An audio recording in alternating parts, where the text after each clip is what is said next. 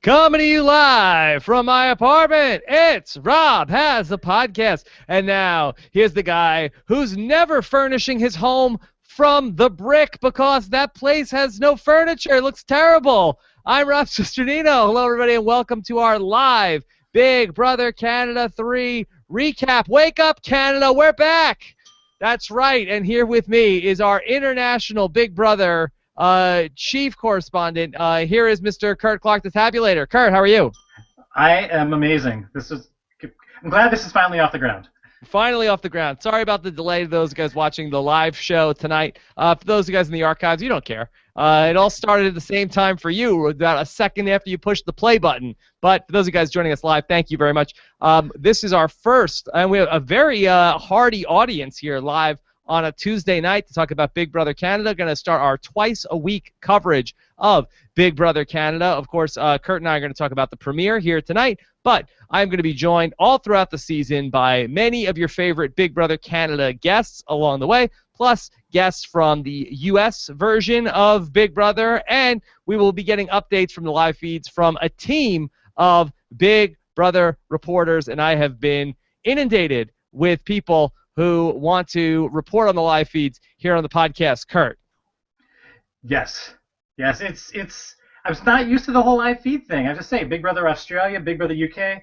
Not really much live feed action going on there, so I may have to check it out a little bit more this season. Okay, on Friday we'll get a couple of our Big Brother live feed reporters on the show to hear what they have to say, and of course we will narrow the field of reporters down, maybe as we go through the season, and certainly by the time we get to Big Brother US by the summer. If you want to check out some of the videos that I've been receiving, I have been adding them to a playlist on YouTube. You can go to robhasawebsite.com/bbcanfeeds. That is to see the videos. We've got about 10 or so right now of people who want to be live feed reporters here on the podcast. And, of course, Kurt, we are the day after the premiere of Big Brother Canada 3. Everybody is very excited. It's not the easiest thing in the world to watch. I've got a lot of questions from people in the United States. How am I watching Big Brother Canada? And I'm just saying, holla! Holla, Derek! Holla, Derek! Yes. I think that, a couple of Google searches probably is going to get you the answer to the question that you're asking, how to watch it. If you are really stuck and you want to commiserate with me about being stuck, you could also shoot me an email, rob@robhasawebsite.com, if you are if you're really stuck and you want to commiserate about not being able to watch Big Brother Canada. Yeah, they definitely don't make it easy as some of the other international versions. And I would just caution, if you are searching for feeds of the premiere and you go to if you find YouTube that it links you out to another site to go to the streaming, just be cautious of that. Don't do it. Don't do it. It's a trap. So don't do that. Okay, Kurt. Big Brother Canada 3 is here. Very exciting. Cast looks very fun. The house looks great. Lots to talk about. Lots of twists. Some are already, I think, misfiring. We'll talk about that all here tonight, of course, with our live audience on robhasawebsite.com. Plus, we are going to take your tweets later on in the show, #RHAP, and also on our YouTube channel at robhasawebsite.com/YouTube. All of our Big Brother Canada shows, for the most part, we may do an audio show here or there, but they will be live on the YouTube channel, so make sure you subscribe to not miss an episode, or subscribe to the main feed of Rob Has a Podcast at robhasawebsite.com/iTunes, or you can also get the Rob Has a Podcast app, either for iOS or Android, by going to robhasawebsite.com/app. Kurt, how you doing? I haven't talked to you on a podcast in a while. I'm doing pretty good. It's probably because there hasn't been any kind of questionable reality TV out there for me to call people's attention to. Now, Kurt, are you confident that your appearance here tonight will not put all of Big Brother Canada on Global into jeopardy vis-a-vis the Clark curse? I'm pretty sure that I've narrowed down the fact that the Clark curse kicks in after 3 consecutive points of coverage on a show. So I think we'll be safe. I'm not going to be back every time, as you mentioned. There's going to be lots of other people stepping in. But I think that we are safe with Big Brother Canada. Okay, very good. All right, Kurt, let's talk about this. And let me just get into the top story at this hour. I think Big Brother Canada screwed up here, and I'll tell you why. So They did a thing which probably you could speak to very well, which is similar, I believe, to things that they have done in the past on Big Brother UK, where everybody in the house nominates 2 people. Fine. No issue with that. I think that's actually a fair way to do it rather than the phone rings or some of these other ways that we've decided to do a random HOH in the Big Brother house in the U.S. and in Canada. Actually, I think that in the U.S., I don't think they've ever done something like that. It's always a competition, right? Big Brother Canada had the phone rang in Big Brother 1, and then they did the ice bucket challenge in Season 2.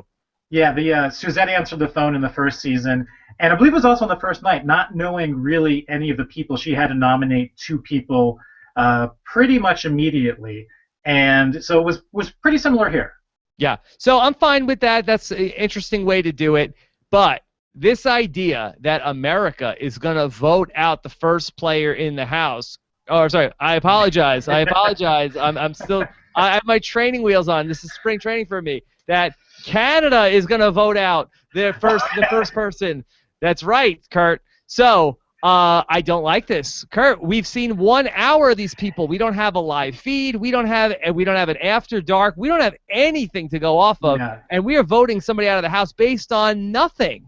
Yeah, at least even with the Suzette nomination, that was like on day 1. I think both in Season 1 and Season 2, the person wasn't kicked out until day 8. Yes, we're going to be kicking out somebody on day 7 or day 8, but that, like you said, that's after 45 minutes of getting to see these people on TV, and not a lot of time of them interacting. Right, and the House made the ultimate decision in Big Brother Canada 1. You know, it's fine if you want to let Suzette pick the nominees quick and then have the power of veto and then have, 8 days to figure out who is going to be the person that ultimately goes home. Right. And you have a chance, even if I bet Kat from Big Brother Canada 1 might say that it was probably she was up against Emmett, I think, the first week, right? Yeah, it was Emmett and Tom who were nominated. And Tom won the veto? Yeah. Yeah. And so, I think that she might have felt like she was drawing dead from the get-go to be up against Emmett in the first week of Big Brother Canada 1. But to have Canada vote, you guys vote, is it a global vote, Kurt? Could I vote on this? Holla! The time is up. I think the time. Can I holla at your vote? You know what? I'm not exactly sure what the voting mechanism is. I assumed that I could not, being from the lower 50, as it were. Okay. So. Yeah, it's really, really strange. And you even saw Risha saying, well, at least I have like several days to lobby with people and get to know people and change their minds. Like, no, you don't. And here's the thing, Kurt. I think that the producers are wishing they had a mulligan. I think that they wish they could go in a la Frankie Grande and push the reset button, because I think that they are very concerned that they are going to lose Risha. Is it Risha or Risha? Risha, right? Risha, I think short for Risha. They are, I think, very concerned that they are going to lose Risha here in this first week, and they love having her on the show, I believe, because they gave her such a positive edit throughout this whole episode. They know that they are worried that they could lose maybe an amazing piece of casting. Nice piece of casting. Yes. It's almost a shame, but you're right. She got a lot more airtime than Peely did, who is alongside her. They're hoping she's going to stay. I'm hoping she's going to stay. I'm wondering why What's she. What's the vote, Kurt? Is it that, as the Big Brother UK expert, is it the vote who should stay in the house or who should leave the house? How is the vote going? Usually in Big Brother UK, in the civilian version, it's a vote to evict for who do you want out. For the celebrity versions, it's usually a vote to save, I guess, for ego purposes. So it's usually a vote to evict, like this is a vote to evict. I'm wondering how much of a mistake Risha's outfit was in terms of calling attention to herself when she went in. I mean, unless she was going to wear a snowsuit, I think no matter what she wore, I think it was going to be a big problem for her. Let us know in the chat room if it's a vote to save or a vote to evict. It is a vote to evict. I was listening. To evict. Yeah, I was listening for that on the just to compare it to the UK version. It's definitely a vote to evict. Yeah, I think that this is a big problem. But Kurt, just from watching so much of this reality TV, a lot of times we could pick up on what the show is trying to tell us in the story. And in that challenge, in that first veto challenge, I was like, oh, Risha's going to come back and win this thing because they're editing her to she never gave up, what a fighter, she's a fighter. How many times did we hear in this show what a fighter Risha is, how Risha never gives up? And I was like, I don't get it. Why is that? Until at the last moment we saw that Canada is going to decide who stays and who goes. I think that was a very heavy-handed, positive edit for Risha on the first episode. Yeah, definitely. And it's, like I said, I would love to see Risha stay, but the flip side of it is I would feel cheated if Peely left because we were, I think, purposefully not given much on her. And so it's really hard to make a call. And what I actually thought was going to maybe happen was something you would often see in the UK version or even in the Australia version is that America would be voting, or sorry, Canada, that's my one freebie, thank you, that Canada would be voting, but the person evicted would actually be put into a secret house and that they wouldn't actually be out of the game and they'd be there for like a week or two and then come back. I was hoping that's what was going to happen, but unfortunately it doesn't seem like it. Yes. Kurt, would you be open to, if and when Risha is evicted on Wednesday night, yes, having her throw her hat into the ring as new live feed correspondent Risha? I'm all down for that. Yes. Can we let her into the? Can we expand the Miss Survivor pageant into the Miss Reality pageant and just put her in there? Yes, Miss Reality Cougar 2015. Yes. The self-proclaimed Cougar. We did not know as of Friday night with Mike Bloom if she was officially a Cougar, but she is the self-proclaimed Cougar of the Big Brother house. Very self-proclaimed. She's on the prowl. Yes. Kurt, that if they lose their Cougar here on week 1 based on Canada's vote, that would not be good TV, Kurt. That would be bad TV, and we like good TV. We do. That would be bad TV. You want good TV? Yes. Does everybody want good TV? Well, then vote Pilar out of the house. Yeah, if that's what you want. It'll be interesting to see what happens, and I'm wondering they still potentially have the fallback of the first 4 house gets evicted. One of them is going to return to the house because they've been in sequester. Maybe they fall back on that. I don't know, but maybe they're just like learning and moving on. Okay, so I think that they really screwed the pooch on this one. I think that they gave the moose. Gave to Canada too much power. And I don't have a problem with giving Canada a vote. Obviously, right. It worked out to be very fun last season, even though it kind of screwed over Andrew in the Big Brother Canada 2 house and with Canada's HOH. But you can't let people make that big of a decision going on nothing. And for Pilar, she had no airtime whatsoever. At least we got to know Risha a little bit. Yeah, and even in the UK versions where this is something that happens week to week, there's a good solid week in there where people get to know the housemates that they're nominating before the UK ends up voting somebody out. So this is, like I said, it was a 45-minute episode minus commercials, and then the first half hour of it was pretty much the introductory packages, which were very scripted. So you only got to see 15 minutes of legitimate, real interaction. Yeah.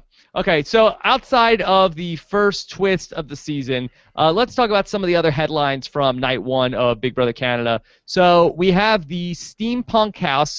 Just real quick, thumbs up or thumbs down on the new Big Brother Canada house? I really liked it. I thought it was, even though it's pretty bare bones right now, this isn't something that the first time that they've done something like this. I believe it was the second season of Big Brother Australia where they got into the house and there was no furniture and they had to win it and build it and like even paint part of the house over the first several weeks. So I think it's an interesting twist, and if they have to win back their furniture, their belongings, and food, it just gives more room for competition, which is always fun. Okay, so how long of a process do you think it will be to win back their possessions, to win back the furniture? The possessions will probably be some sort of challenge that we'll see in the next 2 episodes. The furniture, I'm guessing it's going to be progressively over the next 3 weeks or so, and then food is probably going to be on an as-you-go basis. Now, have they had have-nots in previous seasons of Canada? I'm trying to remember. Yes, okay. They have. Okay. Don't you remember, I believe that's what sent Gary into a famous tizzy in the first Big Brother Canada. Ah, true, true. They're trying to remember that. Yes, and I believe was it Big Brother Canada or Big Brother US last year that had like the black and white have not room? With the spirals that look like Vertigo-ish. Yeah. I'm trying. I can't remember off the top of my head. All right. Yeah, I'm getting all my Big Brother have not rooms Yes. confused. Who had the airport? Was that Big Brother 15? With the chairs that you had to sit in, I think it was. Yeah. I think it was Andy's season. Okay. Anyway, as far as the house goes, no furniture. Does that get you excited at all, Kurt? Is that interesting at all? Like, oh, yeah, when are they going to get furniture in the Big Brother house? Like, are they going to sleep on the floor? I do like to think that like maybe the Brick just pulled out their sponsorship like a week before, and they were scrambling, and so we need to stall. Yeah. They're holding out for more money. Yeah, I don't know. It's not exactly exciting for me. Again, it depends on what the challenges end up being. Where they have to get their furniture back. So as long as they put a compelling story around it, I guess it could be interesting. It just we have to wait and see. But they noticed right away. Where's the couch? No couch. Yes. Yeah. For me, that luxury competitions, winning groceries, winning the furniture in the house, like could not care less about this stuff. You want the competitions around the head of household and the veto and boom. Yeah, I think we're just overthinking it. Of like, oh, okay, well, let's tune in Friday night to see if the Big Brother Canada contestants can get the furniture back in the house. Like, oh, okay, well, let me. Oh wait, let me sit on the edge of my chair. Oh wait, where is my chair? If this wasn't enough like The Sims already in terms of a household simulation, now you actually have to furnish it as well. So. Okay. All right, so we have that going on. Now, Kurt, what is going on with the vault in the house? That I am officially confused about what the twist is involving the vault. I know that Catherine Zeta-Jones come in and do like the back flips over the laser lights. Impossible, right? And I'm not entirely sure because it also looked like there were like tons of lockers in there with keys, and it might be some sort of progressive challenge over the course of the season. I think all we know is that their stuff is all being kept in there right now. And I think kind of related to this vault/lockdown idea, I like the idea that there appears to be some sort of safe in the floor of the have-not room, which gives some sort of major advantage. So I'm looking forward to seeing how that comes into play. Yeah, what was the name of the veto that Allison had last season? Red veto? Not remembering right away. The one that she found? Yes. I can't remember what the special substance was, but which periodic table element comprised that veto was made of. The beryllium power veto. Wow. That's a very powerful power veto. Yeah, it is. Okay, so that is also happening in the house. Is that any other twists that we know of at this time? It sounds like that this whole everybody's head of household this week is a one-time deal because they talk about somebody wins head of household. The bedrooms are on lockdown. I'd say the biggest one that is what's up with the vault and what's up with the safe and the floor of the have-not room. It's almost like the have-not room's a little like Exile Island now, where you could get banished there, but it's also the place where some sort of major advantage is. So that's kind of an interesting. I'm looking forward to seeing how that plays out. Okay, so we'll see exactly what unfolds with the have-not room, but we don't even have that unlocked right now. No, I think they're all sleeping on the floor of the main room. Yeah, hopefully they have bathroom access. Okay, we hope so. We hope the bathroom is unlocked. Okay, yeah. So that's the setup for the season. Of course, Wednesday night will be the first eviction from Big Brother Canada. That is also when the Big Brother Canada live feeds will turn on. So, Kurt, are you pumped up for eviction number 1? Or is it too soon? I'm really not, only because I'm not happy with how they handled it. It feels too soon. And the fact that we have, a minimal amount of time to make a decision about one of these two people, I'm not looking forward to it this soon. Yeah. It should be at least episode 3, not episode 2. Yeah, I feel like I could wait until Sunday, but we want to get on schedule, and of course we're going to have our first eviction come Wednesday night. All right, Kurt, let's talk about first impressions with this new cast. Of course, we got to see a little bit of their videos over last week. We also got to see their bios, but now everybody moves into the house. Let's just talk through some people that made very positive first impressions on you, Kurt. Any standouts? Well, I think like you and Mike Bloom, I did like Willow. And I actually very much liked Ashley as well. Yeah, Ashley, okay, so let's just talk through a couple of these people. Yeah. Ashley turned out to be a bit different than we thought, that she is coming off as the goofy girl, but also going to play the sexy role, she says. Yeah, the sexy, goofy cowgirl. Yeah. What do you think? That's a good role? Yeah, and she seems legitimately excited to be in there. Not that many people don't. There are a couple that don't, and I can talk about them when we get to them. I remember when Arissa came on. I remember that Ashley started jumping out and clinging on to Brittany, but not in an overly annoying manner. So she seems to be just enjoying herself there. She kind of levered herself, if that's a word, down the front staircase because she couldn't really step in the dress that she was wearing. Yes. So I thought that was kind of funny, and she acknowledged that. So shout out to Tala. A little bit. Okay. Tala nerd. So there seems like there's also a bit of a showmance brewing here between Zach and Ashley. Are we shipping Zashley? I am not. Out. Is out. I don't think Zach is long for this world. Really? What is it that has turned you off about Zach? You don't like the QB? You know what? I wanted to like him going in, and he seems like a really nice guy. He recognizes that he would have a target on his back, but like during the introductions, he was very much standing off to the side. He wasn't saying anything. He was standing there with his hands behind his back and waiting for people to approach him. He just came off in the house as very standoffish. Mm-hmm. And so I think that if he doesn't start to mix it up more, could potentially hurt him. So the only reason I'm not shipping on Ashley and Zach is that I think if Zach doesn't step up his social game, he's going to be out sooner rather than later. I'll tell you where else he was standoffish. Where was that? On social media when he told off Peter Brown, and Peter Brown had to block him a couple years ago. Uh-oh. Yeah. Let me try to see if I can find the exact tweet that he sent to Peter Brown. But he sent him like a nasty tweet, and Peter Brown had to block him. Kind of a dark side to this, Zach. Absolutely. So I thought Zach was pretty good in the premiere episode. I have no qualms with him. Yeah, I liked him until he seems like he's being more standoffish than he should be. I was like, you're tall enough, and get some fake nerd glasses because he's tall enough and slim enough that he could actually pull off being a nerd. And I was like, at the moment he takes the shirt off, people are going to think that he's a threat, and of course he gets thrown into a veto challenge where he has to have his shirt off, and everybody immediately realizes he's a physical threat. Wow. So, Kurt, you like the idea of undercover nerd? I think that he could have pulled off undercover nerd. I think he could have. Wow. You want a she's all that strategy in the Big Brother house? That's exactly what I was thinking, is that he's like the type of person that you could easily nerd up, and then there's like the big reveal at the end that oh my gosh, the nerd was good looking all the time. Yeah, this is what Zach said to Peter Brown in 2013. He said, "You are an awful BB player, had a chance to make a big move, and crumbled like a bitch. Go back to your nothing life, Peter." And Peter Brown then responded with block. Yes. My regular is your dream, fool. And then he said, go eat a salad and cry about it. # P word. It's a show. Just everyone get along.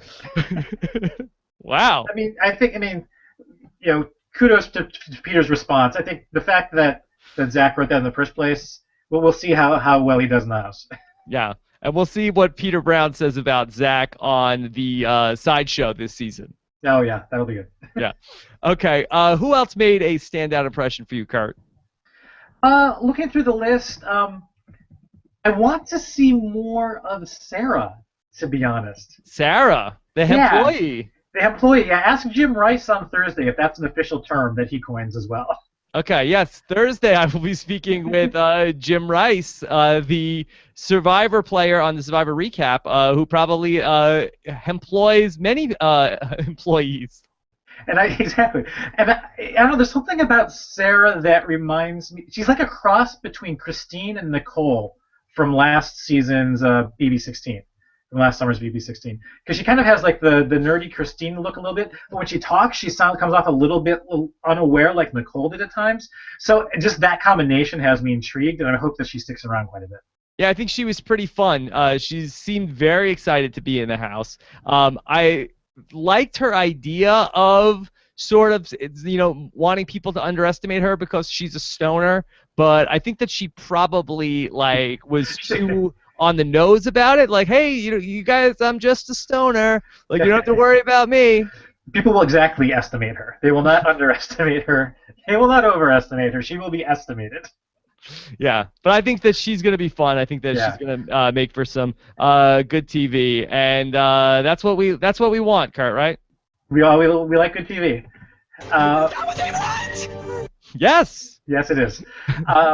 Also, I like Kevin came off really well this episode. Yeah, he was good. I liked Kevin. Again, I worry about Kevin in the game long term, but I thought he was very good in the diary room, and I thought that he proved himself to be pretty good in the challenges up until he got to that last minute of going through the combination lock. Well, I think that Cindy really actually, like when she was explaining that she was, in every time you're trying to crack a safe in every movie, you listen for the clicks. And I think she listened for the clicks, and I think it worked for her, which is not an approach I would have taken. So, Yeah, especially not on a Big Brother combination lock. Like, I'm like, I don't know. This could be like, who knows how this thing is rigged. But it was interesting the different approaches that the two of them took. It was like flashing back to Lost. It was like you had Kevin, who was the man of science, who's going to systematically go through it. And then you had Cindy with an S, who was the man of faith. She was like Locke. She was like, okay, I'm just going to feel it out, and I'm going to listen for when I hear the tumblers click. And then it worked out. There were no tumblers in that. You're right. It was like when she got the right numbers, it just lit up and opened. Yeah, I know. It's like I would have approached it the same way that Kevin did, and if I had gotten there second, I would have glanced over at what number he was on, and just assumed he was kind of advancing the numbers one by one, and maybe started just ahead of him, or start at 444 and work my way down. But work your way back. Were you the tabulator? Yeah, that's how it works. But no, the gears, they spoke to Cindy and she listened. So was Kevin the one that said that he was going to throw challenges in a very obvious way? Yes, I believe he was the one that said he was going to reinvent throwing challenges. Was that what he did? Was that what he reinvented them to the point where he won. Because I thought that he was going to do that potentially when everybody took off at the sound, the sound of the gun at the very beginning, and he kind of, you saw Bobby run up and you saw Zach run up, and then he let the girls get ahead of him, and he kind of got to the net last. And I thought maybe he was throwing it, but he just kept charging away. Yeah. Let's talk about Cindy with an S. Is that Cindy with an S? Yes. Don't you think that kind of came back to bite her in the butt when she made such a big deal of, oh, I'm Cindy with an S. Remember, Cindy with an S. Don't forget that name. Cindy with an S. I cut to like 5 minutes later. All right, we need a name. Anybody? Two people to nominate. We need a name. Like, what was that? Cindy with an S. Yes. That's a good one. Be nondescript, so you can't be described as the really tall blonde woman, and don't have drilled your name into everybody's head. And I guess it's probably like Survivor. If somebody asks you how exactly you spell your name right before Tribal Council, you have to think that something's going to be up here. I mean, they didn't know that she was going to vote for her, but I had a feeling that was going to come back and bite her. She had the most memorable name of everybody, given that. And of course, I'm sure that we saw those mentions are probably spread out a little bit more than what we saw them, but they're obviously telling the story of guess what, she's going to be nominated. Mm-hmm. Sure. As somebody who's always saying Kurt with a C, I can completely relate. But this is a game where nobody is going to be writing your name down unless there's like a Starbucks barista challenge. This is not something she needs to be telling people. Yeah. So that being said, I did think she came off well, that she ultimately did win that veto, and I think she's going to be fun to watch this season. So I'm bullish on Cindy with an S, not as a player, but just for TV. Yeah, I would have rather that Risha had won and somebody maybe more annoying was put on the block so that Cindy potentially stayed. I think the fact that she won and the fact that she stayed and the fact that she came from behind is going to make for, I think, a compelling story for her this season. Okay, so we'll be following Cindy with an S. Let's talk about a couple of other people. Jordan Parhar, Kurt, what did you think of a friend of the podcast, Jordan Parhar? I did. You were talking. I was listening to your recap of the cast preview with Mike Bloom. And I remember saying that Jordan is a rap listener, and I didn't remember him at all. But when you pair his last name Parhar, okay, I've recognized that name before. I don't know. Like you said, it seemed like it was too much presented as I'm a liar and a manipulator, and all done to get on the show. I'm interested to see where he actually goes with it. It's hard to judge based on the package we see at a time. Yeah, I think it's mostly talk, and let's see what he actually does. Like, I just do think that there's so much of this posturing that goes on with contestants that goes through casting, and it's like, wait till you see me in the house. I'm going to be the biggest liar and the craziest mofo that you've ever had in there. And then it's like, when you get there, and we saw the same thing with Kevin, of like, I'm going to throw challenges, and I'm going to do this. And then it's like, oh, the game starts. Like, I have to actually, try to play well. And, I think it's like a little bit of, you got to say anything to get in the house, and then once you're in there, then you can actually do what you want. Yeah, he did the classic, it's not chess, it's checkers analogy. Although, I actually disagree a bit on that. I think it is. Chess, you have a long-term game. Big Brother, it can burn you if you plan too far ahead. Like think of it as checkers. Plan 3 or 4 moves ahead because the game is going to screw you in some way that you're going to have to adapt really quickly. Yeah. So it'll be. I'm interested to see what the real Jordan is, and we haven't gotten that yet. What did you think of what Jordan said at the end of the episode, that he felt like for Cindy with an S, she missed a golden opportunity to get one of these strong guys out of the house? Do you agree with that? She did miss a chance to get one of the guys out of the house. I disagree. But no, I'm saying, like, no, okay. Like, factually, there was the chance to do that. Was it an opportunity? I don't know if I would have painted it as that. I don't know if it would have been a good move. No. Especially, this is not the time where you want to start rocking the boat and being the person that's going to target the powerhouses that you target one powerhouse, the other powerhouses are going to see what you're doing and come after you. Yeah. That early. I mean, I'm trying to think of the season where the house sort of like, gets rid of a threat in week 1. I feel like typically everybody's just trying to get through the week with the anybody but me strategy. And I feel like the better player typically stays in week 1 because it sort of is the first opportunity for them to scramble. And a lot of times I feel like you've seen people who are on the block in week 1 of Big Brother come back to have a really great game. Emmett is the example from Big Brother Canada that you can go back to. And it sort of like really emboldens them to go on the block in week 1 and then stay in the house. Yeah, that's true. Like when Suzette nominated, she nominated 2 big physical threats. She nominated Tom and Emmett, and she ended up replacing Emmett with Tom with Kat. Yeah. So I mean, it had been tried before, but got switched up. But here it's a lot different. We don't have a single head of household who's making 2 enemies by nominating. One isn't where one's going to come down on veto and come after them, but you're still in that situation where she's kind of a de facto head of house when she has to replace herself as the nominee. So she's only going to make 1 enemy. At least if Risha stays, then it's not going to be on Cindy that Risha was put up there in the first place. Yeah, I think the idea is in this exercise is just get out of there with as little blood on your hands as possible. And so to put up somebody who's a big threat is getting a lot of blood on your hands. Sure, it would be great for Jordan if a physical threat went home week 1, but that's not really what's best for Cindy in her game. I see in the chat room, I think it was Zach in the chat room that said, what about Brian from Big Brother 10 as a first boot? But he screwed that up so badly with overplaying, and that's why he got voted out. It wasn't because he was like a physical threat. He just, overplayed so hard that that's a thing too, where somebody is just going crazy and playing too much. I think that's probably a Keith from Big Brother 13 as well. If you sort of like, overplay your hand in the first week, you could also find yourself being the first person out.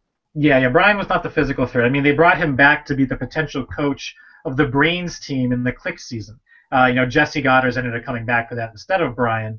But yeah, by no means was Brian the physical threat. But he was a potential big player, but not the physical threat that looked like Jordan wanted targeted. Okay, a couple other people. What about my guy Godfrey? Godfrey. Also, we've got the Big Brother professor now. Yes. Oh no. I hope it goes better for Big Brother Professor. We'll see. We'll just have to check in a few boots and see if he's still there. Yes, he's not a student of the game. He's the professor, Professor Godfrey. I liked that analogy. That was kind of fun. Didn't see a lot from him, but I'm looking forward to seeing what we get from him. I think this cast comes off as extremely intelligent or knowledgeable about the game for the most part. So either they're fans or they've got a good head on their shoulders across the board. Yeah. What about Fun Bobby? Oh gosh, when he called himself, my friends call me Fun Bobby. I was like, no. I really hope that they don't. Is Fun Bobby drinking again? Fun Bobby is no longer. What happened to Fun Bobby? Oh man, Fun Bobby is here. Yeah. He seems fun, but again, is this one of those cases where if you have to express it, it's most likely not true? Yeah, if you have to declare it, I don't know if he's actually that fun. He seems pretty fun. You've turned his home and his parents' house into kind of a Hawaiian getaway. Here's his room. So, kudos to Fun Bobby. He does seem like a fun guy. And go ahead. No, you go ahead. I say, and I liked Kevin's assessment of how Bobby really kind of killed it when getting the puzzle pieces back, but was kind of standing there not really knowing what to do when he got to the actual puzzle assembling part of the veto competition. So we may see Bobby as more of the physical player than the puzzle player. Yeah. That challenge also was a very Survivor-esque challenge of, okay, there'll be a physical element, and then you'll get the pieces and build a puzzle. Then after you build the puzzle, you'll go over to the combination lock and unlock the numbers with the tumbler. I felt like that was an uncharacteristically Survivor challenge on the first night of Big Brother. I think you're right. Yeah, it definitely had the multi-stage element of it. I think we've kind of seen in previous seasons of Canada the go up the ramp, cross something, drop off a ledge, get something, and have to come back again. We've seen that done before in Big Brother Canada, but I can't remember if we had the puzzle piece aspect of it that was like this. It was a solid challenge. It was a solid first challenge. Solid first challenge there. Let me just go through a couple of other people. We've barely spoken about Pilar. Is it Pilar or Pili? Pili is her nickname. I mean, Pili's a nickname. Got it. Yeah, because I know that Arissa announced her as Pilar, and if someone's going to pronounce it correctly, it's going to be Arissa. But I believe she introduced herself as everybody to everybody as Pili. Yeah, I just don't see how anybody's going to vote to evict her because they just showed us nothing about her. Like, if it was a vote to save Risha, I would think she has a chance, but I just feel like those people are going to be negative towards her because of the cleavage, and I think that she's just going to give some people a bad impression, and that's going to be it. Yeah, and we just don't. What Pilar?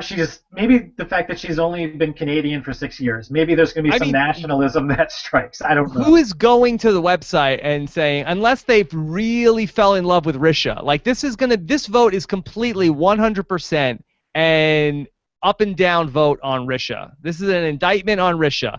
If you are pro Risha, you voting for Pili to go. And if you're anti-Risha, you vote for Risha to be evicted. Like, nobody is going online to vote to either save or evict Pili.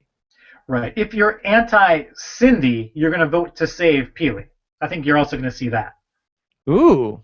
Okay. So if people got a bad taste in their mouth about Cindy with an S? Yeah. Okay.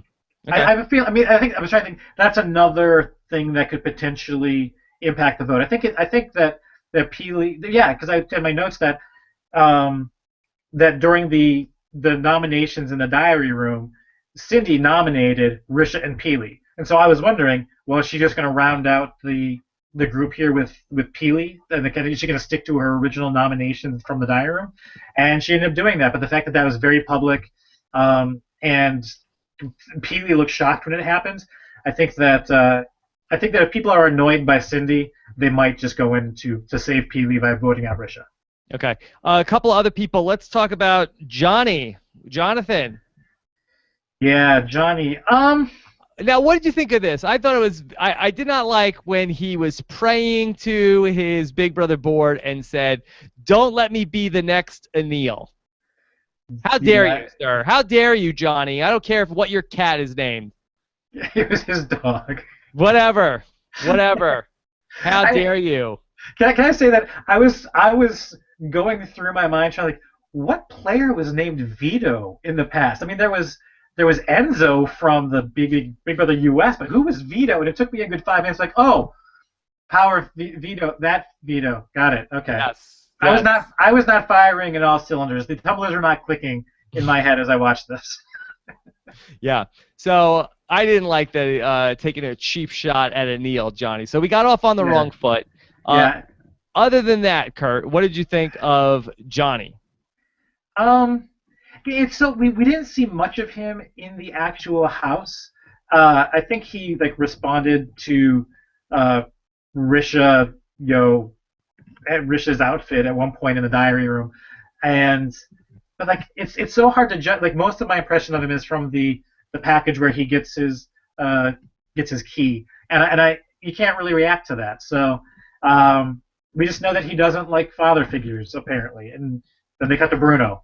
Yes, he doesn't want a father figure in the house, and and he would like to inspect what Risha has going on. Yeah, are we ignoring the fact that Kevin made a whole motorboating segue to Risha's package in the Not anymore. Not anymore. Yeah. Okay. Yeah, I'll just keep it at that. That he likes. There were lots of those layup transitions that were going on in the opening introductory packages from Kevin saying, "I don't need a father figure in the house," or sorry, from they do that Johnny. Especially well on Big Brother Canada. Yeah, don't need a father figure, says Johnny. Cut to Bruno pushing a stroller. I like an older woman who I can get my face in there, and then they cut to Risha, and not just Risha, but they start at like Risha's dress. Yeah. I think they did that also with Jordan. Was talking about like, oh, I'm definitely looking for a showman to get with some of these women in the house, and then he says like, I don't get a lot of action. Then cut to like one of the girls like packing her bathing suit, saying like, oh, this would be good for. I think she even said like something for a nerd. And so they do that especially well on the Big Brother. There's a lot of like continuity between the cuts on that first night of Big Brother Canada. Let's talk about father figure Bruno. Yeah, I think we learned the game that he is #1 in the world at Dark Age of Camelot. Not familiar with it myself.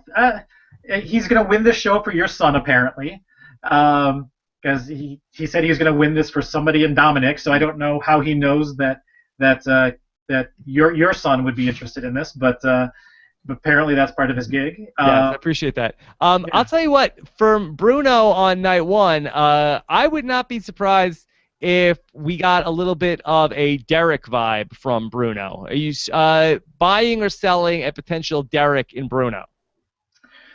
And again, not to say that he will be truly a Big Brother great like Derek was as a player, but do you feel like he could potentially have that kind of upside? I don't know, only because he did receive a lot of nominations. Like, he was in danger for a while there. If this had been like a top 3 or top 4, Bruno would have been on the block too. So, again, first impressions. So, I don't know if Derek even ever had that much against him. But I bet if they did nominations that first night, nominate 2 people, I bet he would have picked up a nomination or 2, especially as an older guy coming in the house in the same way. Not that, and I think that Derek is a few years older than Bruno was, but I think that it could be a thing where he's able to adjust better. I don't know. I just find that somebody that really has something to play for, and somebody who has skills, I feel like has more skin in the game than somebody who's just, hey, I'm 20 years old, I'm here to play, or I'm 23, I'm 25. I don't know. I feel like there's something to that. He's gonna I can see him having the same drive as Derek, but in terms Derek played himself off as somebody in his mid to late 20s. Like he got into a new role. I can't see Bruno shaking off who he is as easily as Derek did. So for me, the jury is still out on Bruno. We'll have to see where that ends up going. Okay. So Kurt, are you ready to get into some questions? Questions, of course. From the listeners of Yes. RHAP, the people that are watching the show here live on robhasawebsite.com. Kurt, by the way, today is also the final day to vote for the podcast awards, of which RHAP is nominated for 2. So up until midnight Eastern tonight, you could vote for the podcast award. So it's not Canada's vote. We don't hold the lives of Risha and Peely in our hands, but a podcast award may hang in the balance, and if you're so inclined, you could vote for RJP at podcastawards.com for People's Choice Podcast of the Year and the Best Entertainment Podcast of the Year. Both of those are available for you to vote for us. Also, we did a big podcast today to pay tribute to one of the shows we're nominated up against for People's Choice Podcast of the Year, Serial. We are nominated against. I mean, that's like nothing, right? Right. It's a great podcast for the undecided voters. Yeah. So we're like the pawn up on the block against Serial. But we did our own takeoff on Serial, which you can listen to at robhasawebsite.com/RHAP Serial. That's like serial killer, not like what we eat for breakfast if we're not on slop. Okay. Yeah. Kurt, let's take question number 1 from Zachary Zarnett Klein, who says, did Risha's lack of social game seal her fate, or was it inevitable, being the oldest woman in the house? I don't think this early we can say she didn't have a social game. I mean, there was literally not enough time for... I mean, in this case, it could simply be the fact that she just didn't make all the introductions. It's like, you have to meet 15 other people. She might have just missed a couple people there, and like people didn't even have everybody's names nailed down yet. So, if anything, just the fact that she didn't get to introduce herself to the people who nominated her, a couple of them, I don't think that that's indicative of a bad social game necessarily. So, well, who were the people that nominated Risha? I was trying to keep up with the votes. I got some of them, but not all of them. I thought Jordan nominated Risha. Risha was nominated by Ashley, Brittany, Jordan and Kevin, Cindy, and I believe that was it. She had 5 nominations, whereas Cindy had 7 nominations. I don't think it had anything to do with her being older. I feel like the mom, I think, does okay, I think, traditionally at the start of Big Brother. Like, I can't see people, like, voting out Mumsy because, hey, she's the oldest woman in the house. We got to get rid of her. I think that it had probably had more to do with the provocative clothes that she was wearing, and I think that may have made a negative impression on some people. I think it had to do with, and maybe you could call this part of a social game, but her self-presentation. And I don't want to come under fire for saying that, but most of the people there were a little bit more laid back and relaxed, and she came off as more kind of maybe serious and confident. Like, I think the package we saw of her, where we're talking about how both of her parents passed away from cancer, and she was left to bring up her younger sister, I thought was like great insight into who she was. But it just doesn't seem like they haven't had enough time to kind of internalize that yet. So, So I think it might be more the fact that, I mean, they had several people saying she's normally where you would have some of the people kind of going at each other. I think people were saying she's really confident and does not look like somebody you want to cross, and she knows what she's in for and what she's going to do.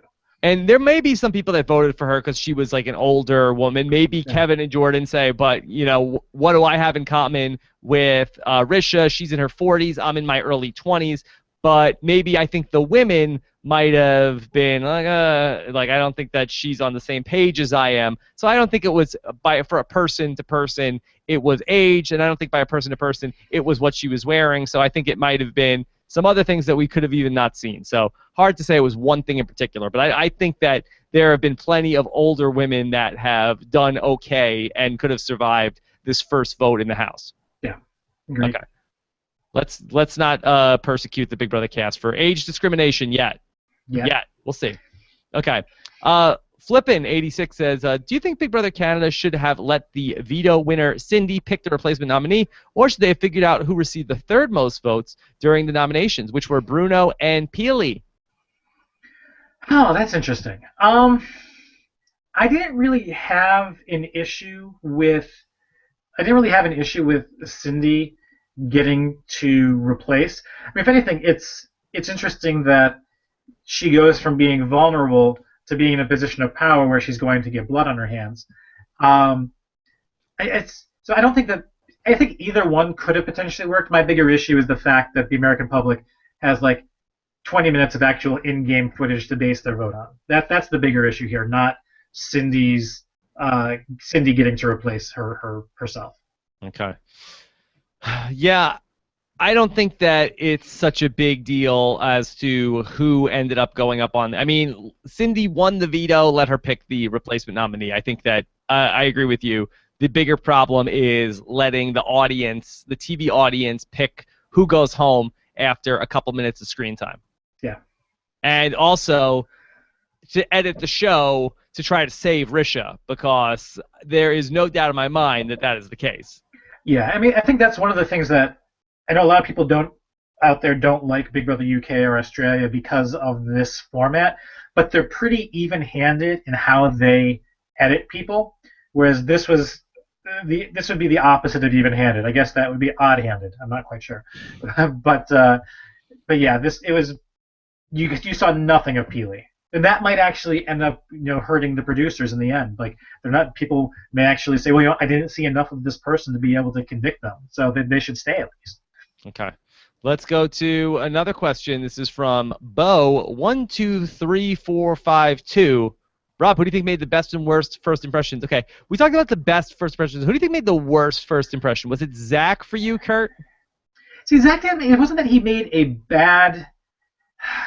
Like what I saw in the actual videotape package was fine, but he seems very self-aware, but he seemed very standoffish when he was introducing himself, or he wasn't introducing himself to people at the beginning. I'm going through the list to see if there's anybody else who potentially made a bad impression. I can't. Was it? Well, Cindy. Cindy made a bad first impression. Yeah. She was definitely seemed like she was going to be somebody who I did not feel confident about her long-term safety in the house. And was she also the one that commented on Sarah being a slacker or a stoner in the diary room? I think so. So yeah, I was trying to think who said that, and I was like, I think that was Cindy. I don't think it was Brittany. I'm pretty sure it was Cindy. So Cindy kind of not so much a great first impression. That's kind of the main person. Johnny turned me off with that Anil remark. Yeah. Did not like that. Did not like that. Not cool. All right, let's take another question here. This is from the My Eater. Says, is Cindy with an S doomed with a D? No, I believe she's actually doomed with a G. Well, no, because she's she won veto with a V, so she's at least not doomed this right out of the gates here. It's we kind of saw the "My name is Cindy" with an S supercut, where we probably saw every single time that she said it over the course of an hour or two in a 20-second time span. Now that she's informed people of that, she may be less annoying down the road, and people may not nominate her. So I don't think she is necessarily doomed. I think she got a lot of applause when she won and ended up passing Kevin in the challenge. So there we go. Okay. Let's do another question from Adam. And Adam says, will the BBUK style eviction twist be a one-time thing, or do you think BB Canada will be nominating / evicting house guests this way all season long?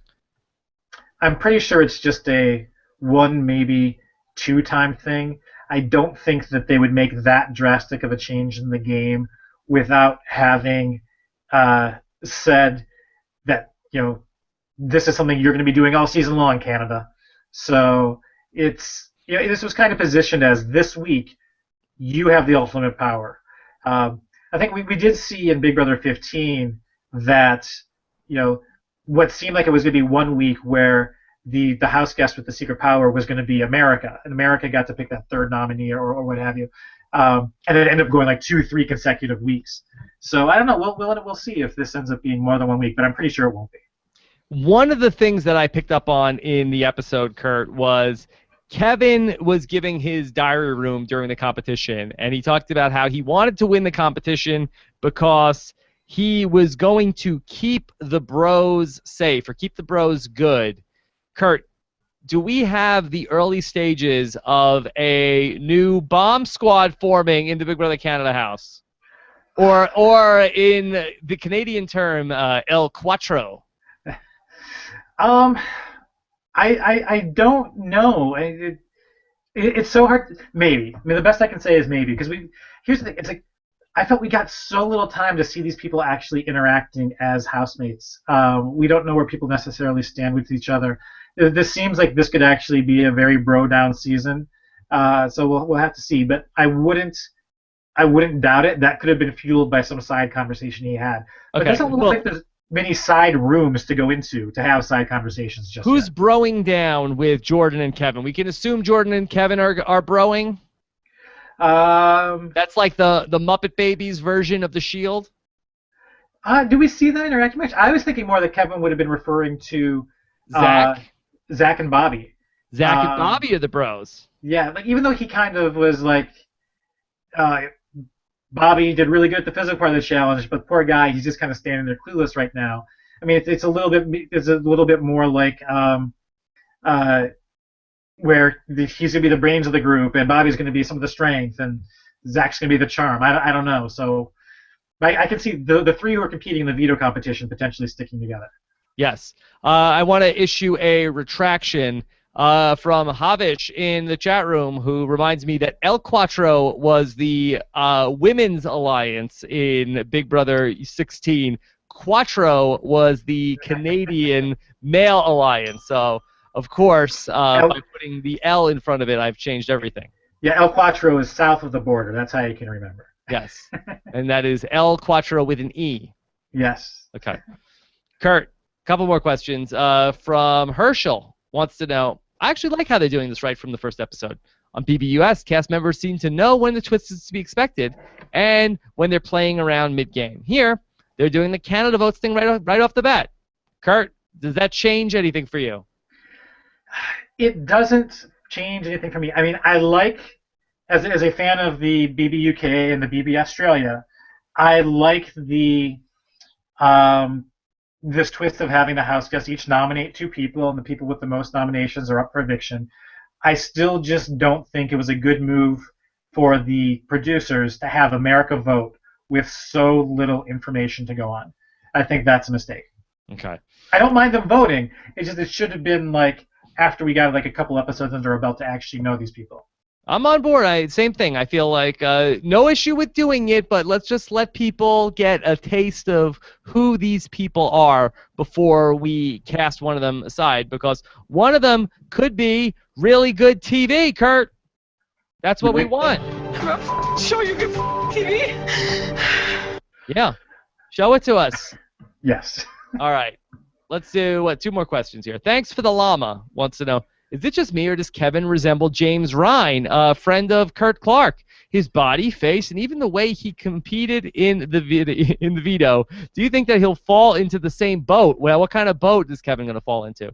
As James did in his seasons, playing both sides, never staying loyal to one alliance. All right. A lot of things to unpack there, Kurt. Do you think that, are you willing to put Kevin and James Ryan in the same motorboat, Kurt? Well played.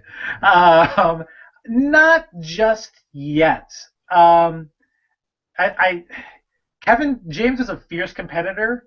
And is it because Kevin hasn't dated anybody from Big Brother yet? We don't know that to be true. Yes. We assume it to be true. That could be the case. Kevin's kind of lackadaisical attitude at the start of the competition, where he let the bros go ahead, he let the women go ahead, and then he attacked the course. He seemed to, like, he wasn't even the first person back with the pieces. I believe Bobby was, I think. He did well in the puzzle. And so I just don't get the same ultra competitive vibe from Kevin that James seemed to exude. So I'm not quite signing that check yet. Yes. You, sir, are no James Ryan. Is that your official stance? You, sir, are no James Ryan as of yet. as of yet. Okay. All right, let's do one more question here tonight with the tabulator. From Riley Rage says, was it just me or was Cox taking a few notes from the Chen bot? She seemed much more robotic and interacting less with the house guests compared to previous seasons. So she's like part cyborg then. So she's kind of halfway in between bot and human. I think that hosting Big Brother is a tough job. I think it's one of those things that looks really easy, but, you're doing all these live shows. Like, the live shows are very much, like, scripted to a certain amount. Yeah, like, 20 seconds to say this, then we'll cut to this, then we'll cut to this. So there's not really a lot of time for banter or stuff like that. Like, I feel like there's only so much you can do with it because you're on such a short leash because that live show has so many different things that you need to get to. So it's sort of a thankless job, I think, being the host of Big Brother. Yeah, and they would say that you never want to perform with animals or kids. I'm guessing reality contestants is probably the third thing in that list. Yeah, and Julie Chen, in fairness to her, like, if you ever watch her on The Talk, like, she has definitely more personality than she is able to show on Big Brother, and I feel like that's probably the same for Arissa Cox. Yeah, Julie just sticks to the plan. She sticks to the plan on Big Brother, and again, she's not going to overthink it. She's not going to go rogue or anything like that. But if you ever see her like in an interview or like on the Talk, she is a lot more fun. Yeah, I didn't think Arissa was necessarily as robotic as Julie was. I'm a huge fan of the host of the UK version, Emma Willis, who is like the least robotic, I think, of the four female hosts that I've seen of the show. But I think Arissa's somewhere kind of in between that, where she's only got a couple seasons under her belt. She still is, I think, comfortable having a conversational tone and maybe ad-libbing a little bit, but Julie's pretty by the book, but does a good job. Yeah. All right. Kurt, do you have a hashtag for people who checked out our first Big Brother Canada recap of the season? Premiere with a P?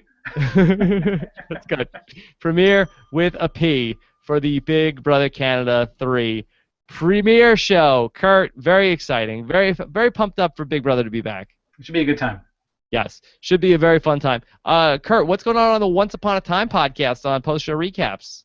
We do our podcast once every week. So Once Upon a Time, Once Upon a Week. We're kind of, I think, about 6-7 episodes from the end of the season. Mike Bloom and I usually record on Sundays or Mondays and get the podcast out then. So it's been an interesting back half of the fourth season.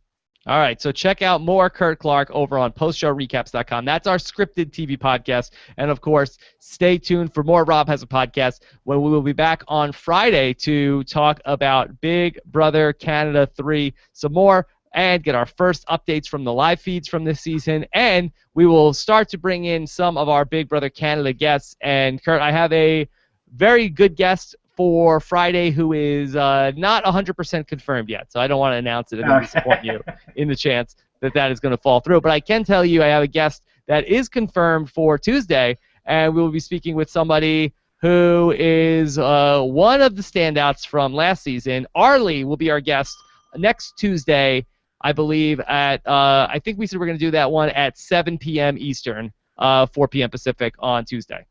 Great. He should be a good interview, a good guest. Yeah, never had him on the podcast before, so looking forward to talking to him. And really good guest in the works for Friday, if that is confirmed. Again, 7 p.m. Eastern, 4 p.m. Pacific for the live show on Friday. And then those times may change around because Amazing Race isn't on this week, so there may be a little bit of, having to rejigger to get things because we do our live Amazing Race recap on Fridays. Maybe we might end up moving the Big Brother recap to Mondays potentially, so bear with us. This is going to be a work in progress, but we're going to stick to 2 shows a week. Yeah, just be flexible. Be flexible. Kurt, great job. Great catching up with you. Yes, sir. Yes. Also, thank you so much, Scott St. Pierre, for all your hard work behind the scenes tonight. And if you have a chance to vote before midnight, before Cinderella's podcast turns back into a pumpkin with a P, you can go to podcastawards.com. Have a great night, everybody. Survivor Know-It-Alls is live on Wednesday night at 9:15 p.m. with Stephen Fishback, plus we will do our big Survivor recap and talk to the next person kicked off as Survivor, all on Thursday on Rob Has a Podcast. So it's a big week. Looking forward to talking more Big Brother again with you soon. Take care, everybody. Have a good one.